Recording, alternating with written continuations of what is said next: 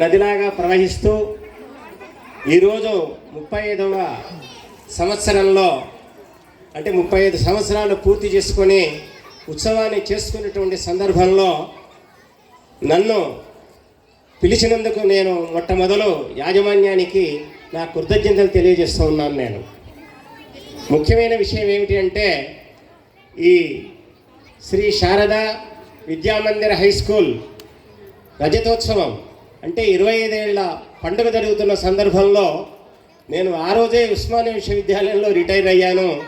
లక్ష్మణరావు గారు ఇక్కడికి నన్ను పిలిపించి నా చేత ప్రసంగింపజేశారు.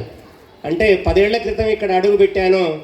ఈరోజు నాకు చాలా ఆనందంగా ఉంది వారు నన్ను మర్చిపోకుండా పిలిచినందుకు. ఇక్కడ వేదిక మీద మనకు యుగేందర్ రెడ్డి గారు ఎక్స్ కార్పొరేటర్ ఉన్నారు, senior citizen association ex president Ashok Reddy గారు ఉన్నారు, తర్వాత ఇక్కడ డైరెక్టర్ అఖిలేష్ గారు ఉన్నారు.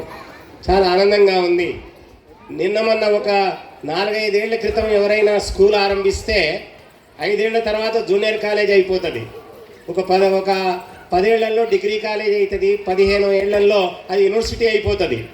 కానీ మా లక్ష్మణరావు గారు మన యొక్క క్షేమం దృష్ట్యానే చక్కగా ఈ 10th క్లాస్ వరకు పిల్లల్ని వాళ్ళని బాగా మంచి విద్యార్థులను తయారు చేసినట్టయితే, మంచిగా వాళ్లకు విద్యాబోధన చేసినట్టయితే తర్వాత ఎస్టాబ్లిష్ అన్నమాట, ఇది పునాది అన్నమాట. తర్వాత ఇంటర్మీడియట్, డిగ్రీ, తర్వాత పీజీ అనే ఆ 3-4 అంతస్తుల భవనానికి ఇది పునాది. కాబట్టి ఆయన 10th క్లాస్ వరకు ఈ స్కూల్ను ఇట్లా నడిపించడం అనేది నిజంగా నాకు ఆశ్చర్యాన్ని, ఆనందాన్ని కలిగిస్తుంది. లక్ష్మణరావు గారు మంచి డెడికేటెడ్ పర్సన్. ఒక మాట చెప్పాలి అంటే ఆయన ప్రారంభించినటువంటి స్కూల్లో చదివినటువంటి వాళ్ళు ఇంజనీర్లు, డాక్టర్లు, మేధావులు, ఎంతోమంది లాయర్లు ఉన్నారు. అంతెందుకండి, వారి కుమారులైనటువంటి డాక్టర్ అఖిలేష్ గీతం విశ్వవిద్యాలయంలో వారు అక్కడ ప్రొఫెసర్గా ఉన్నారు. ఒకసారి చప్పట్లు కొట్టే మీరు అందరు కూడా. అంటే ఆయన ఒక వారసుని తయారు చేశాడు. అట్లా ఉండాలి. ఒక రైతుకు వారసుడు, ఆయన కొడుకు రైతు, మంచి రైతు అయినట్టయితే అతడు వారసుడు అనిపించుకుంటాడు. ఒక ఇంజనీరుకు కొడుకు ఇంజనీర్ అయితే మంచి వారసుడు అనిపించుకుంటాడు. ఒక అధ్యాపకుని యొక్క కొడుకు మళ్ళీ అధ్యాపకుడు అయితే అతడు వారసుడు అనిపించుకుంటాడు. నిజంగా డాక్టర్ అఖిలేష్ గారిని నేను ఈ సందర్భంగా అభినందిస్తూ ఉన్నాను. ఈ సమయంలో నేను 3 ముఖ్యమైన విషయాలు చెప్తాను. నేను పిల్లలకు ఒక సూచన, మీరు కష్టపడి కాదు చదివేది, ఇష్టపడి చదవండి అని మీకు మనవి చేస్తూ ఉన్నాను. ఇది మీరు నోట్బుక్లో రాసుకోవలసిన మాట. మీరు కష్టపడి చదవడం కాదు, ఇష్టపడి చదవండి అని విద్యార్థులకు నేను మనవి చేస్తూ ఉన్నాను. రెండో విషయం తల్లిదండ్రులకు. ఇక్కడ వచ్చినటువంటి పెద్దలు చాలామంది ఉన్నారు, వాళ్లకు సూచన చేస్తున్నా, మీరు పంపకాల కంటే పెంపకాల మీద మీరు శ్రద్ధ చూపెట్టండి అని చెప్తున్నాను మీకు.